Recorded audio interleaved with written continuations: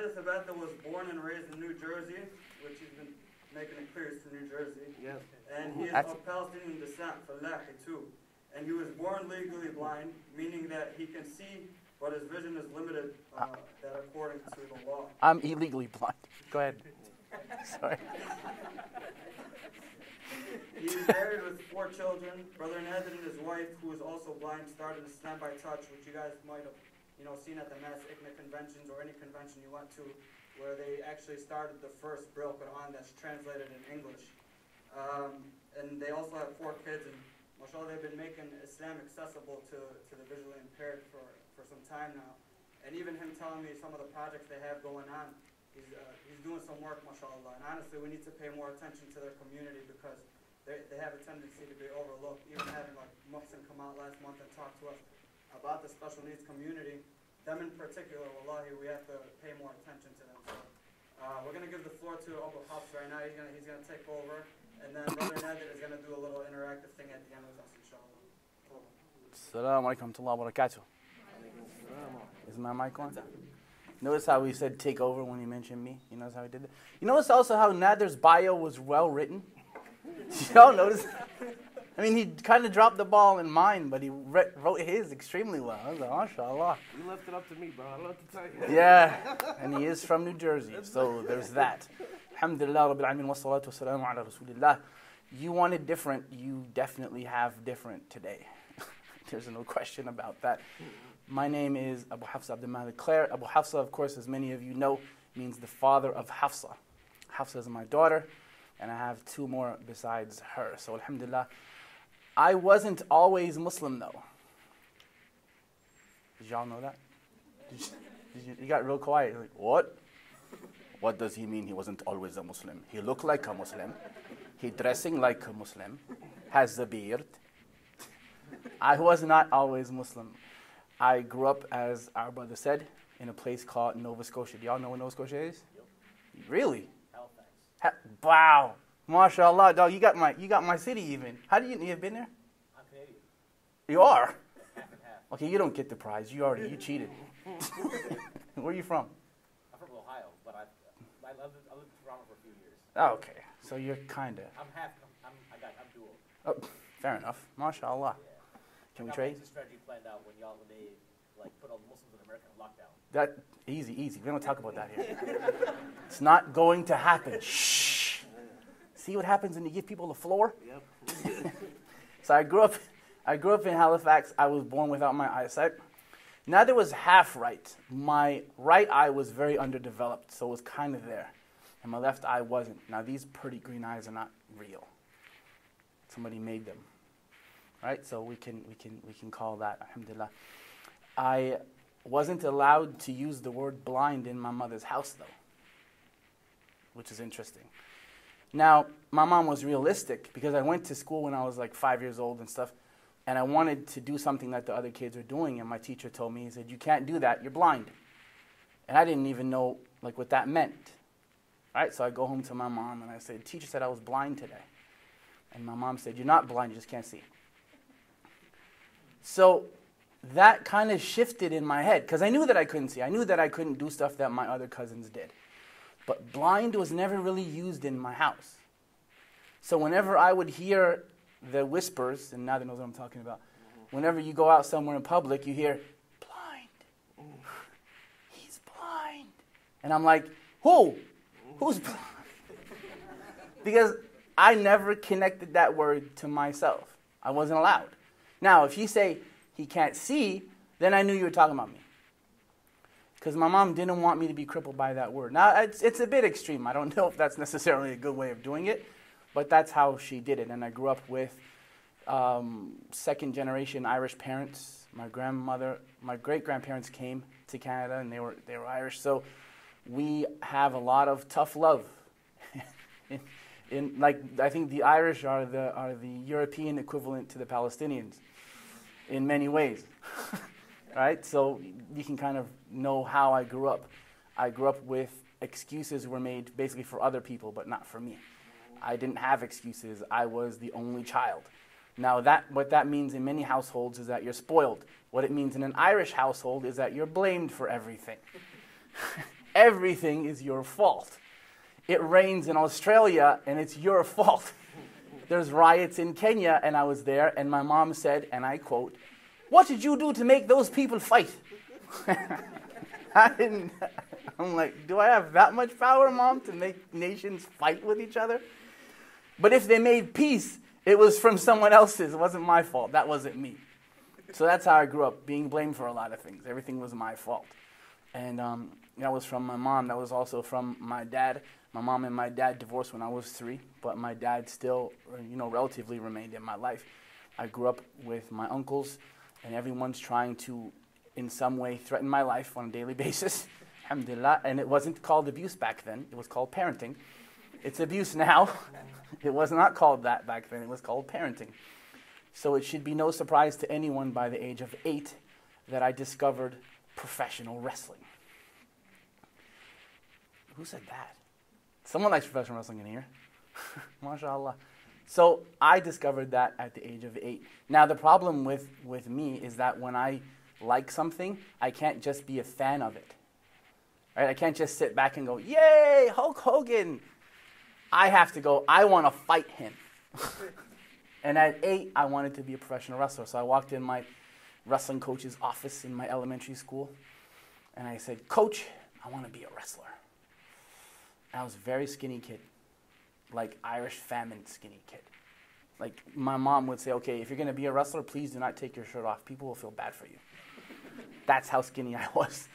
So my coach, he told me to get out of his office, basically, and he told me to come back in a year. So I came back when I was 9, and I said the same thing. And I went into my first wrestling match. Can you imagine? Abu Hafsa Claire. It wasn't called Abu Hafsa back then. I was Jerome Claire. White kid named Jerome. Think about that for a little while. So, ow! Who did that? It was your fault. That's your Hey, fault. that's my fault. Yeah, that's my fault. I did something, see? That's all my fault, right there. Y'all saw me sitting here, and the thing just made a noise by itself. My fault. So I went in to my very first wrestling match, skinny little Jerome Claire, weighing in at 87 or so pounds, maybe, if I'm lucky. And I got beat up. Like, wrestling is when you're new, it's basically 2 things. One kid wrestles, and the other kid flies and lands. So that's what I did. I flew and landed. I got air miles during that match. And I went home, and I thought I'm going to have, like, the traditional, the Desi mom, right? Any Desi people here? Desi Marsh. So you know what I'm talking about, right, Berta? Berta? Right? She's so upset that I'm hurt, Oh, Berta. And she's so happy. Like, so, feels bad for me. My little son got beat up wrestling and all this. Or I wanted the Arabic mom, right? Habibi. Habibi. She's going to make a protest, have wrestling banned from the school, right? That's what's going to happen. All her friends are going to get together. They're going to cook. They're going to march.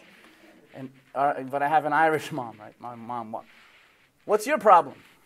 I said, "Mom, I wrestled today and I got beat up. I lost." I said, "Well, did I tell you to wrestle?" "Didn't nobody tell you to wrestle. Who told you to wrestle? Why are you wrestling for? Why did you let the little boy beat you up?" And that, I was blamed for that too. I was supposed to know how to wrestle the first day. But I didn't stop, and I finally won my first match at about the age of 12. So I went 3 years getting beat up pretty much every day until, you get better a little bit and you start learning things, and eventually you can handle yourself. You look better when you lose, and then you eventually win. So time goes by, and I'm going to make it a little bit short because I really don't have the hour and a half that it takes me to tell this story. Thank you, Ireland, for making me do that. I get to a point in high school where I'm wrestling, and I'm not doing too bad. I have relatively good seasons. I'm winning more than I'm losing. So when you're a high school athlete, you get invited to a lot of parties, don't you? Do you? Any high school athletes? Not us. We get beat. Oh, y'all don't? Yeah, y'all don't do that? We don't go to parties. You don't go to, hey, haram, We go to my dad. What is he talking parties? Yeah. What political party was he invited to? We don't go to parties. What's your problem? Anyway, those of us who are not raised in Muslim households, we sometimes, on the odd occasion, may have one party or so every couple of years that I get invited to. But I used to think, is that all that there is? Like, is that it? You just wrestle and you win and you go to little parties like a couple times a year or whatever. And I had a lot of black friends, Afro-American, Afro-Canadian friends. They kind of adopted me, if you want to say it that way. And they took me in. I was friends with them since early like elementary school. So I was curious about them because, of course, the white kids would tell me that these guys are different than me. Right? Black people are different than us. I don't know who the us was because I was blind. I couldn't see and they could, so there was no real us. Because they would remind me that I couldn't see on a daily basis. But they would tell me that the black kids are different than us. Now, if you want to know how stupid racism is, try explaining it to a blind person. What do you mean they're different? Well, they're not the same color as we are. What color are we? We're white. Well, what's white? Remember, I haven't seen. I'm born without my eyes. I don't know what white is. I still don't know what it is. The color of vanilla ice cream. Well, I don't know what white is. Well, they're black, and we're white. I'm like, my last name is Claire. My last name isn't white. I don't know what white is. I don't know what black is. I don't know what white is. I don't know what any of this foolishness that you're talking about is. And eventually they would just walk away. Because at the end of the day, they were the people that treated me good. And you go with people who treat you good, right? Doesn't really matter who they are. Black, white, or anything in between. So I got curious about these friends of mine. And I started to look into their culture. And I found a person by the name of Al-Hajj Malik Al-Shabazz. Who is that? Thank you. Who's that? You get the real prize, inshallah. There's only one person answered. There was a sister answered. And may Allah bless you and honor you, keep you safe. Malcolm X. Malcolm X. Rahmatullah alayhi. There was something about how Malcolm X said things. And if you hear Malcolm speak, and you need to go to YouTube because a lot of his lectures are up there, whether he was with the nation or not, because we know that he came into the nation, and then he made it to Hajj and so on and so forth, and then he became an Orthodox Muslim, and he passed away that way. He was taken away from us that way. And may Allah allow him to be among the shuhada. Whether we agree with the nation or not, they still had a lot of positive contributions. So I'm not here to talk badly about them. It's not my place anyway to talk about them like that. May Allah guide all of us to what pleases Him. Because if it wasn't for them, I probably wouldn't be here right now. So in all essence, I was maybe a pseudo step member of the nation. Because, the white thing kind of gets in the way of you becoming a member of that. So Malcolm's message wasn't directly targeting me, but it reached me anyway. And from about 1992, when I was about 16, I would say, 16 or 17, I wanted to be Muslim. I really did. I would even tell people that I'm Muslim. I'm Muslim. What's that mean? I don't know. It just means I'm cool and I get to walk around and I love Malcolm X and all this other stuff, and it just means I don't eat pork no more. and assalamu alaikum. And that's it. And I'm Muslim. I don't know what it means. It just means you say Allahu Akbar, because I knew how to say that, and I knew how to say Salaikum Salam. And that's all I knew. But I would tell people that I'm Muslim. Now it's interesting, because Allah knows that. And as silly as that is, I would always ask Allah for guidance.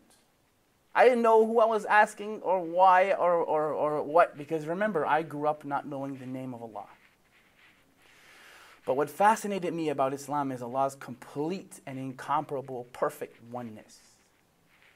I still love that to this day. I think that still keeps me in Islam. All the little idiosyncrasies that we have and all the different things that we're doing, the oneness and complete, perfect, incomparable oneness of Allah still keeps me grounded to this day. And I love that. And that's what actually brought me into Islam. Malcolm was a vehicle that Allah sent, I guess, to me. But his complete oneness is what really attracted me to Islam. It took me 4 years before I met a Muslim. 4 years. I worked in Toronto, which is where I live right now. Y'all know Toronto for sure, because the Raptors up there. All right? So y'all know. Some people actually told me that they thought Toronto was part of America. I'm like, yeah, if we could keep the healthcare, I'm in. Join us, sign us up, So I went there. And I had a perfect season that year, 29 straight wins. Remember my first season was like 0 and whatever. I didn't win anything. So my last season was 95, 96, and I had a 29-0 record. And I went to Toronto to work, and I get on the airplane, and I'm pretty cocky because I did really well that year. And I'm dancing and shuffling and talking to everybody and high-fiving people, and it's all good. And I get to Toronto, and I met a sister. And she had a funny name. It wasn't funny. It was funny to me at the time because I'm from a trailer park in Nova Scotia, so we don't have a whole lot of people with names like that. So I said, "Is that your real name?" Because, so shy, asking people inappropriate questions. And she said, "Yes." And I said, "What kind of name is that?" She said, "That's an Arabic name." And I knew that Muslims spoke Arabic. So I said, "Arabic, are you Muslim?" She says, "Yes." "I want to be Muslim." Like that. Just like that. Like, what an easy shahada that is. That's the easiest shahada you'll ever get in your life. Like, I'm banging on the door. I'm not even knocking.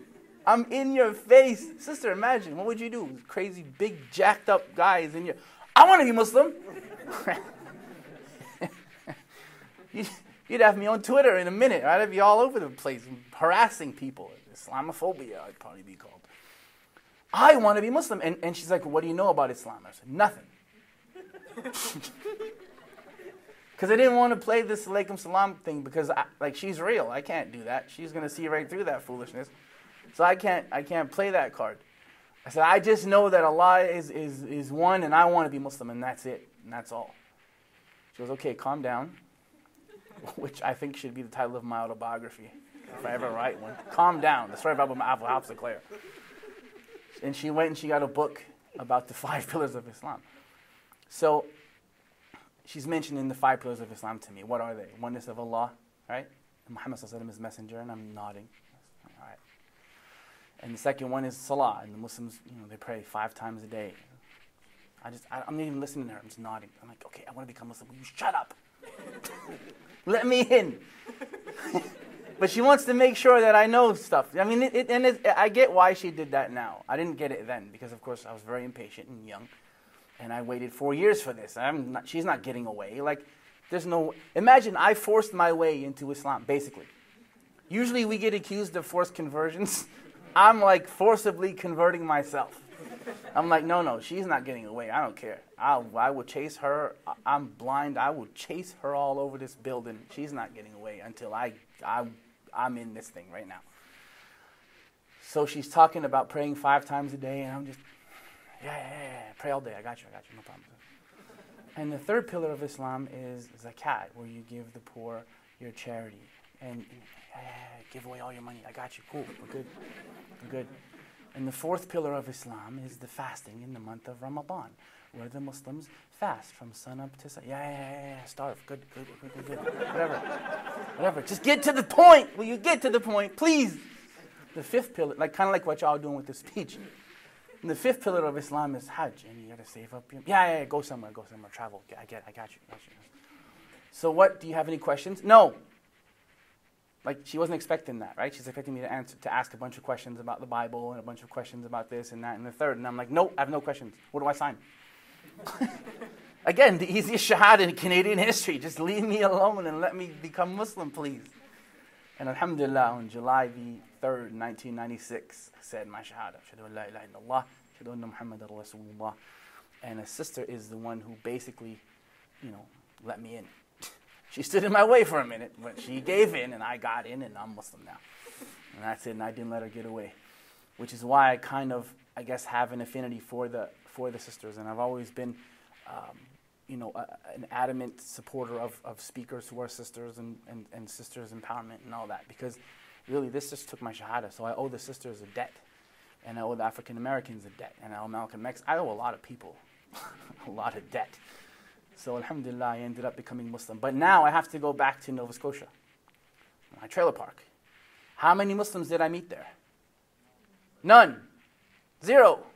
So on the airplane to go home, I'm thinking I am going to be the only Muslim in this place. I'm going to have to build a mosque. You ever think like that? You're going to be the only Muslim somewhere? Not the only Muslim in your, on your job. Because you go home and there's going to be Muslims at home. I mean the only Muslim, period, in your whole city. That's what I thought. So I'm thinking I'm going to have to kill my own animals.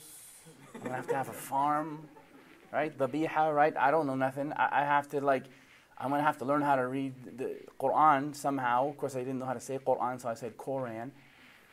I have to learn how to read that somehow. I have no idea how to do that, and I don't know how it's going to work, but I'm Muslim and I believe in Allah, and I don't care. That was my mentality, right? That's it. You're the only Muslim somewhere? Well, better to be the only Muslim than not at all Muslim. So I get off the airplane, and I'm not dancing no more. Remember when I got on the airplane, I was fly. I was Ric Flair, right? I was dancing, and I got off the airplane real quiet because I don't know how this is going to work. And my mom stops me at baggage claim, and she gives me a hug. And, I hug my mom. And I said, Mom, guess what I did? She said, when is your court date? Come on now. Again, I'm blamed for something, obviously. I said, no, there's no court date. And then my mom goes, well, what's her name then? She thought I got married or something, right? And I said, I became a Muslim. And then my mom goes, well, can we talk about this at home? I said, nope. I want to talk about it right now. I'm writing baggage claim in the airport. Because I thought, she's Irish mom, right? So I thought if she kills me, there's going to be witnesses that say there was a confrontation and he became Muslim and she lost it and, she killed him. So alhamdulillah, that didn't happen. We got home, we talked about it, and my mom was cool with it. And I told my dad I became Muslim, and he's like, well, if it keeps you out of jail, I'm happy. So he was okay. So everybody was okay with being Muslim. Now, the funny thing is, though, is this sister gave me a phone number for a masjid that was supposed to be in my area. Now, she gave me the number, and I thought, I'm going to take it because, I live there. Ain't no masjid there. That was the thing. I was like, no masjid in that place at all. So let me just call the number, see what happens. Maybe it's a 7-Eleven or something. I don't know what's going to happen. What do you want, sir? That kind of guy answered the phone for me. But I called, and I heard, Assalamu alaikum. I was so happy. Alaikum salam. Wa alaikum salam. I'm a new Muslim, and I just got back from Toronto, so I guess we're the only two, right? That's what I said to him. We're the only two? He's like, the only two what? I'm like, the only two Muslims, we're the only ones. You and me. I guess you built the mosque already, so I don't have to do that. So you've been here longer than me, so that's cool. I'm glad. So he's like, no, I don't build the mosque. I only pray in the mosque. So I was like, all right, well, can you come and scoop me up? Maybe we could pray together, Two prayers are better than one. So he came out and he picked me up, and he was real patient with me. As you can see, I'm a big walking, basically disaster. That just has a lot of weird stuff to say. So I get to the mosque, and I'm like, who are all these people? Who are all these people? My God, there's 150, 200, 300 people. There's a lot of people in the masjid. And I'm like, none of them became Muslim, obviously. They must already have been Muslim. And I you know how the brothers greet you, right? Kiss you. I'm going to tell you one thing. And if you take something out this lecture, brothers, because sisters, may Allah bless you and give you Jannatul A'la. You never tried to kiss me, so I'm very grateful about that. Brothers, when you meet a trailer park boy like me, do not kiss us. Ever. It could lead to a bodily incident if you do that, because we are not used to being kissed by men. It's not something that we do. A handshake, a hug, a high five. You can even do this if you want. But if you kiss us, we will do this.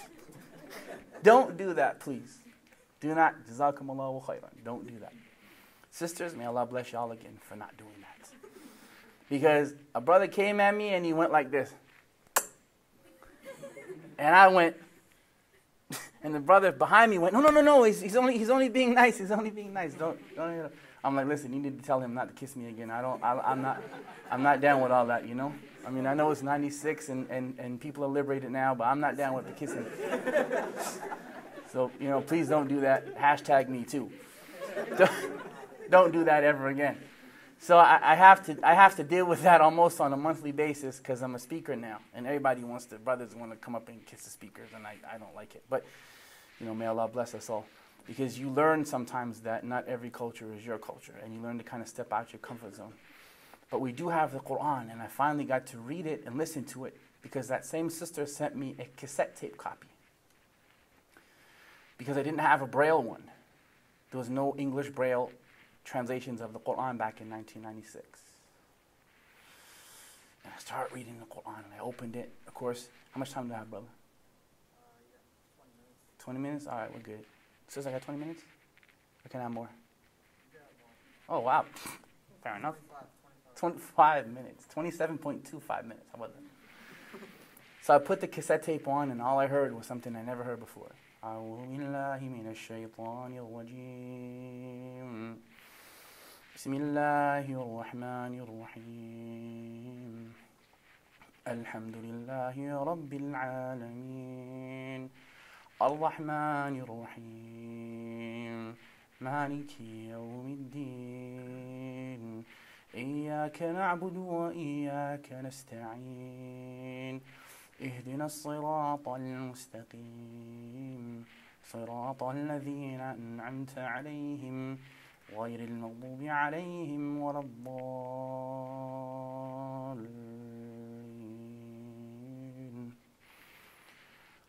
And the whole book was read like that. I thought, wow, like when you don't grow up with that, it's something real special for you to finally hear it. Because I don't care who you are, the Quran will speak to you in some way or another. If Allah wants you to be guided, then you will love to hear it. And if not, then you'll have an aversion to it. But it speaks to your soul. It does, whether you understand it or not. Now, it's always better to understand it, for sure. But even the tonage and the way the words are, the way Allah revealed it, because it was revealed by the Creator of all people to all people. So of course it's going to speak to you. I started reading it, of course, and we have the cure for racism, as you know, in Surah 49, ayah number 13, and so on and so forth. But I get to the ayah, and of course you learn about the stories of the prophets, and you realize that Muslims believe in Isa ibn Maryam too, as we did before. I mean, I never worshipped him. I never was into that. I wasn't really a good Christian. That's why I didn't mention Christianity too much. I was a bit of a reckless, crazy wrestler who, threw people around wrestling rings for years. I didn't really go to church like that, except for funerals and stuff. So I wasn't much of a Christian. I'm not Yusha Evans. May Allah have mercy on him and protect him and heal him, because he's going through some stuff right now. Me and him have very different backgrounds, and I love that brother very much. We've traveled together throughout the world, so, make dua for him. But I came across an ayah that the brother had read earlier. أَوَلَمْ يَسِيرُوا فِي الْأَرْضِ فَتَكُونَ لَهُمْ قُلُوبٌ يَعْقِلُونَ بِهَا أَوْ آذَانٌ يَسْمَعُونَ بِهَا فَإِنَّهَا لَا تَعْمَى الْأَبْصَارُ وَلَكِنْ تَعْمَى الْقُلُوبُ الَّتِي فِي الصُّدُورِ. It isn't the eyes it isn't the eyes that are blinded, but it's the hearts that are blinded. And I remember back to when I was a little kid. What did my mom say? You're not blind, you just can't see. So everything comes full circle.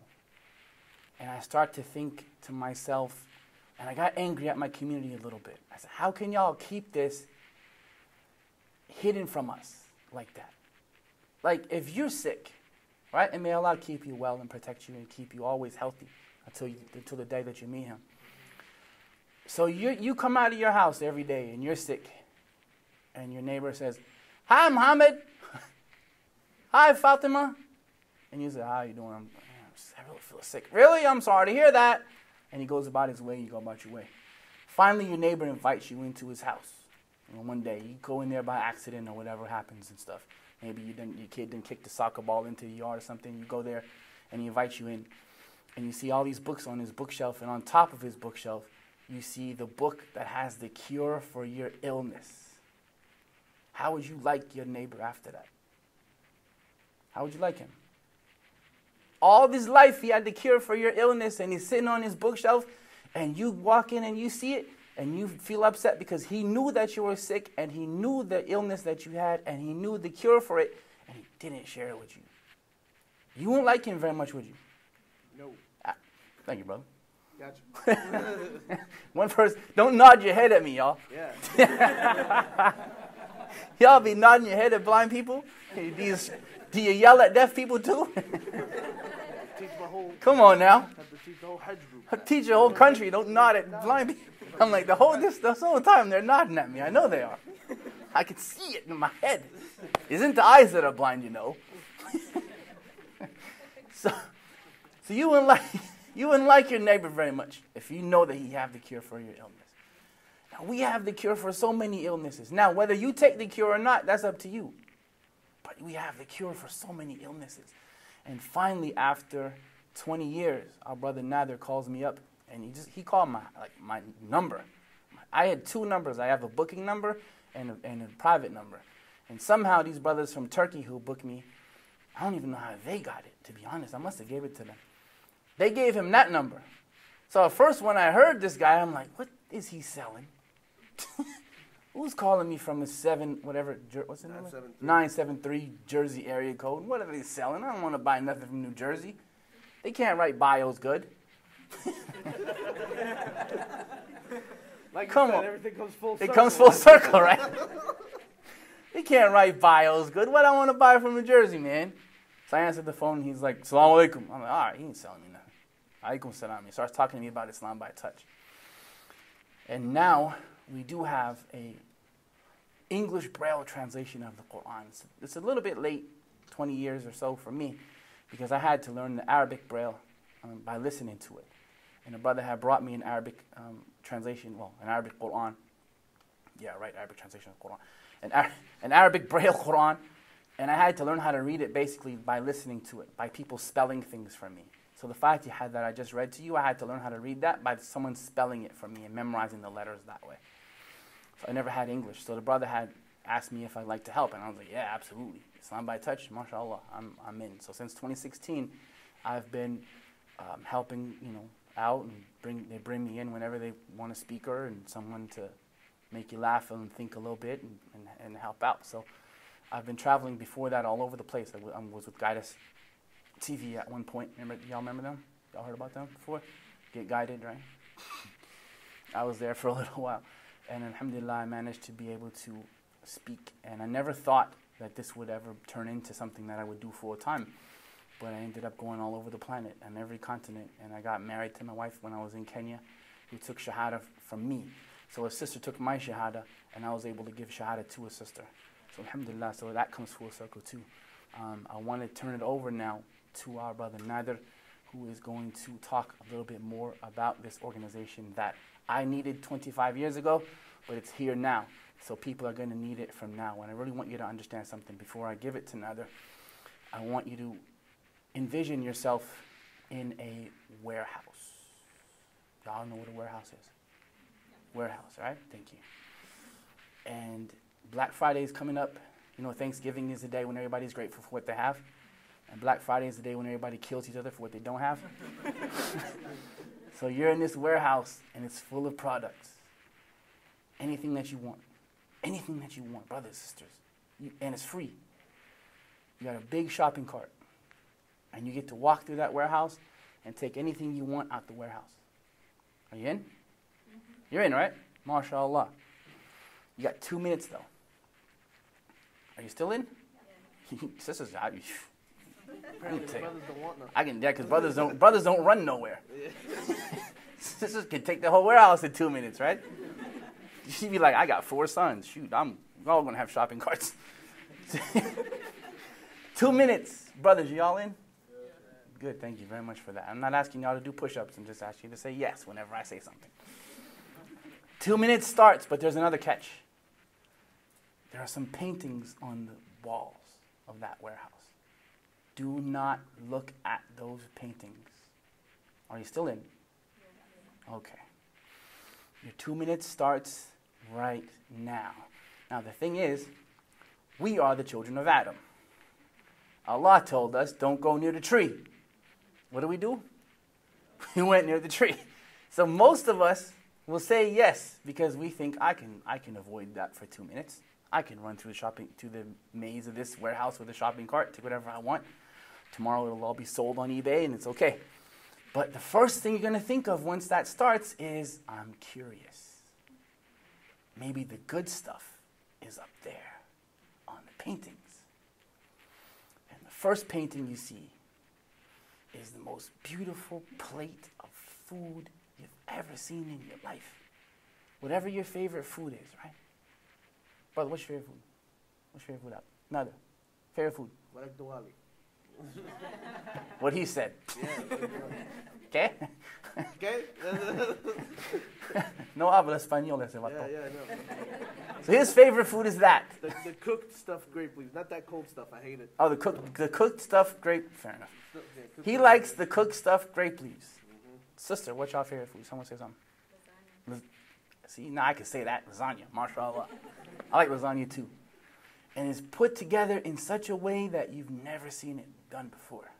Like the lasagna is flawed, the ricotta is, just right, and the ground beef is there, and everything is layered properly. Not like when I do it, it's all over the place.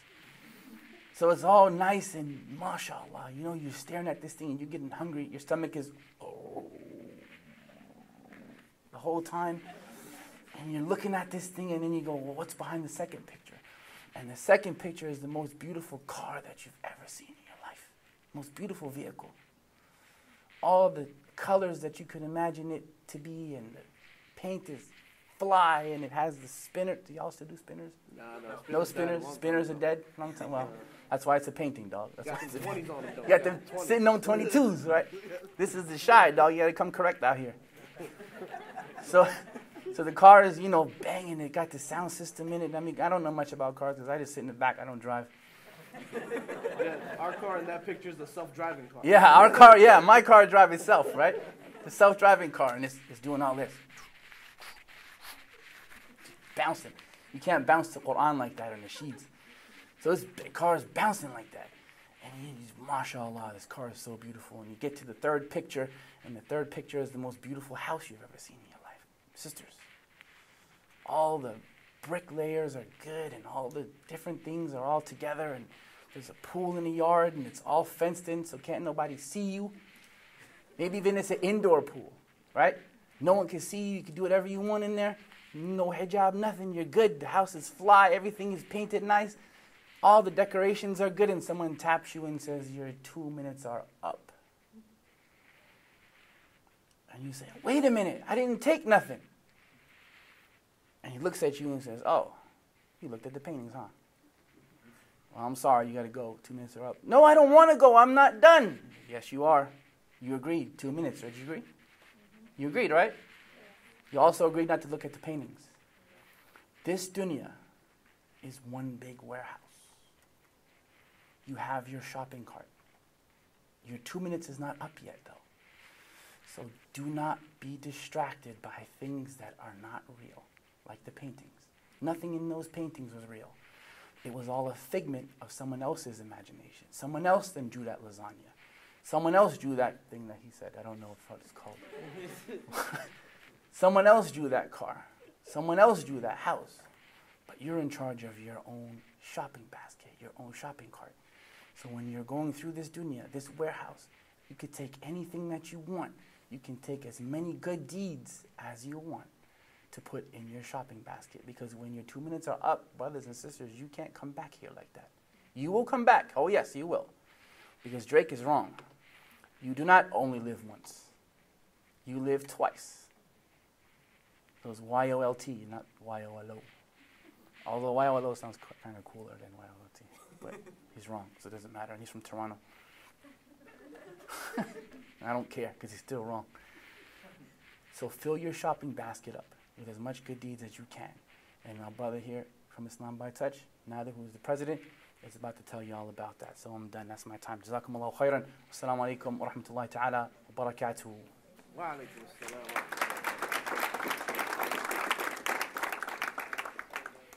I can't believe I gotta follow you now. This is terrible. Bismillah walhamdulillah. Hello? Can you hear me? Yeah, okay. Bismillah walhamdulillah wa salatu wa salam ala rasulillah. Rabbi shrah li sadri wa yassir li amri wahlul 'uqdatan min lisani yafqahu qawli. Ameen.